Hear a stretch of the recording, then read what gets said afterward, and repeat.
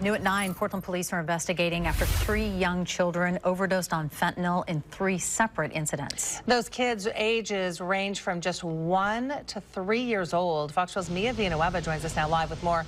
Mia, this is incredibly disturbing. What have you been able to find out about this?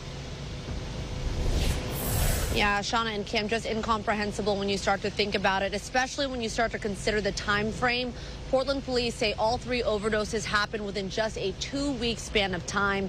They say the cases are unrelated and that the Bureau has seen overdoses involving children in the past, but they say to have so many happen in such a short time period is unprecedented.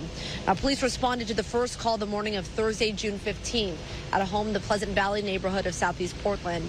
The child who overdosed was a 1-year-old. The second incident was on Monday, June 19th at the Argate Terrace neighborhood of Northeast Portland. The child involved also just 1 year old. The third incident was this past Sunday on June 25th in the Powellhurst-Gilbert neighborhood of Southeast Portland.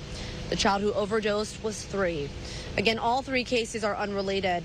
But because they're all under investigation, police are not releasing the conditions of those children.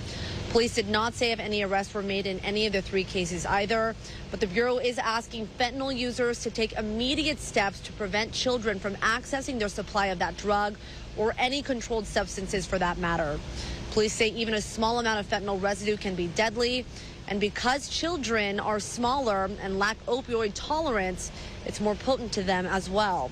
Now, police say their goal right now is just to alert the community about what they're calling a concerning trend. Now, we are speaking with someone with the Bureau coming up at 1 this afternoon. We will update you on what they have to say right here on air and online at kptv.com.